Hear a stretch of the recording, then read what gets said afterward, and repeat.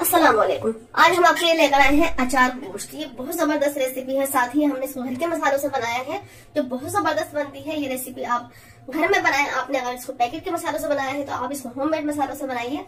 Recipe अच्छी लगती है तो लाइक करें, दोस्तों में शेयर करें।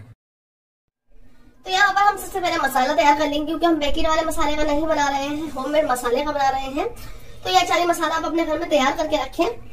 तो यहाँ पर मिक्सी का जार लेंगे, इसमें डालते हैं कुछ मसाले। 1 टेबल स्पून इसमें भर के डालेंगे हम साबुत धनिया।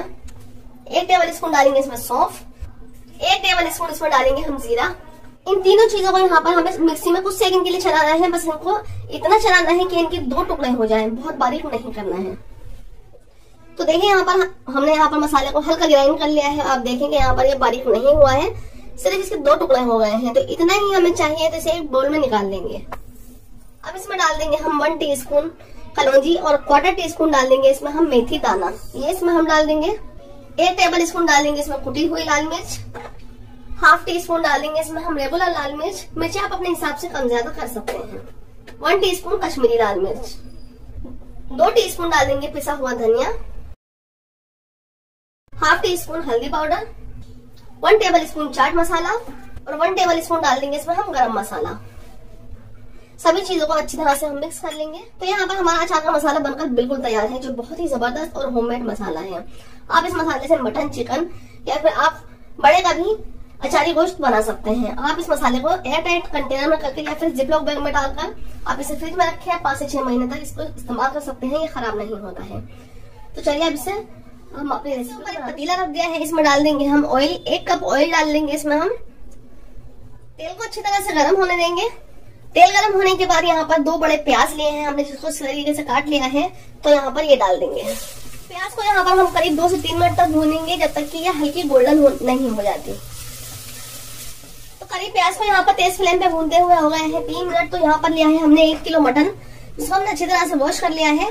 अब इसमें डाल देंगे। गैस का फ्लेम यहाँ पर तेज करेंगे और तेज फ्लेम पर इसको अच्छी तरह से भूनेंगे करीब 3 से 4 मिनट, जब तक कि मटन का कलर चेंज नहीं हो जाता। आप यहाँ पर बड़े का भी रोस्ट ले सकते हैं। करीब 4 से 5 मिनट बाद यहाँ पर डाल देंगे हम 2 टेबल स्पून लहसुन अदरक का पेस्ट। करीब 2 मिनट तक अच्छी तरह से लहसुन अदरक के साथ इसको भून लेंगे। मसाले में हमने यहाँ पर नमक ऐड नहीं किया है। आप मसाले को लंबे टाइम तक रखना चाहते हैं तो आप मसाले में 1/2 टीस्पून नमक डाल दें। अब यहाँ पर हम नमक डाल देंगे 1.5 टीस्पून गोश्त के हिसाब से, और जो मसाला हमने तैयार किया था वो मसाला भी इसमें हम डाल देंगे। गैस का फ्लेम लगातार हाई रखेंगे। मसाले को हमने गोश्त में अच्छी तरह से मिला दिया है। अब यहाँ पर हमने लिया है करीब 300 ग्राम दही, जिसको हमने अच्छी तरह से फेंट लिया है, ये डाल देंगे। और जिस वक्त पर आप दही डालें उस वक्त पर आप गैस का फ्लेम जो है हल्का कर दें, इससे दही में जो है गांठें नहीं पड़ती हैं। मिक्स करने के बाद यहाँ पर गैस का फ्लेम फिर से हाई कर देंगे और यहाँ पर अच्छे से भूनेंगे जब तक कि दही का पानी खुश्क नहीं हो जाता। गोश्त यहाँ पर अच्छी तरह से भून चुका है, दही का पानी अच्छी तरह से सूख चुका है, और देखें यहाँ पर मसाला भी अच्छी तरह से भून चुका है। तो अब यहाँ पर हम पानी डाल देंगे। तो यहाँ पर हमने 300 ml पानी डाल दिया है, जो करीब 1.5 कप पानी है। और जब इसमें उबाल आने लगेंगे तो यहाँ पर हम इसे कवर कर देंगे और यहाँ पर इसे पकने देंगे करीब 40 मिनट तक। मटन है तो जल्दी से गल जाएगा, तो यहाँ पर इसे 40 मिनट लगेंगे करीब पकने में। उसके बाद आपको दिखाते हैं। अगर आप इसको बड़े में बना रहे हैं तो आप इसको करीब 50 से 55 मिनट तक पकाएं, और यहाँ पर थोड़ी देर बाद हम इसका गैस का फ्लेम लो कर देंगे। लो फ्लेम पर इसे पकने देंगे, उसके बाद आपको दिखाते हैं। तो यहाँ पर हमने करीब 8 से 10 यहाँ पर मिर्चें ली हैं, जिनको हम इस तरीके से बीच में से चीरा लगा लेंगे। तो यहाँ पर हमें इन्हें एक साइड से ही चीरा लगाना है। गोश्त को पकते हुए यहाँ पर हो गए हैं करीब 40 से 45 मिनट, और गोश्त यहाँ पर अच्छी तरह से गल चुका है। तो यहाँ पर 2 बड़े टमाटर लिए हैं, जिनको हमने रफली काट लिया है, ये डाल देंगे। इसका फ्लेम तेज करेंगे और यहाँ पर जो गोश्त का पानी है वो भी अच्छे से खुश्क हो जाएगा, और टमाटर जो है वो भी अच्छी तरह से गल जाएगा। तो कुछ ही देर में यहाँ पर जो है पानी अच्छे से खुश्क हो चुका है, टमाटर अच्छी तरह से गल चुके हैं, सॉफ्ट होकर मसाले में मिल चुके हैं। जो हरी मिर्ची यहाँ पर ली थी हमने वो डाल देंगे। आधे नींबू का जूस यहाँ पर ये भी डाल देंगे। अच्छी तरह से इन सब चीजों को मिक्स करेंगे। अगर आप चिकन में बनाना चाहते हैं तो हमारी वीडियो देख सकते हैं, जिसका लिंक आपको डिस्क्रिप्शन में मिल जाएगा, जो कि थोड़ा डिफरेंट तो होता ही है मटन और बीफ से। तो 2 से 3 मिनट हम मिर्चों को डालकर अच्छी तरह से इसको भून लेंगे।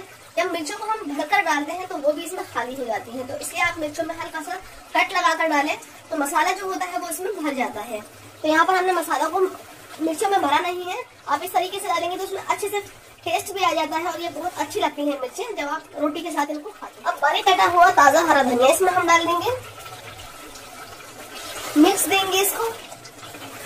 तो यहाँ पर हम थोड़ा सा पानी डालेंगे ग्रेवी को बढ़ाने के लिए। अपने हिसाब से आप यहाँ पर ग्रेवी बढ़ा सकते हैं जितनी आपको बढ़ानी हो। तो हमने यहाँ पर आधा कप पानी डाला है। एक बार इसको मिक्स करेंगे फिर से,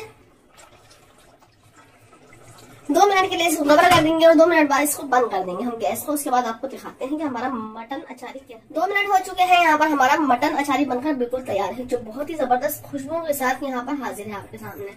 तो ये रेसिपी आप जरूर ट्राई करें, घर के ही मसालों से बनकर तैयार है।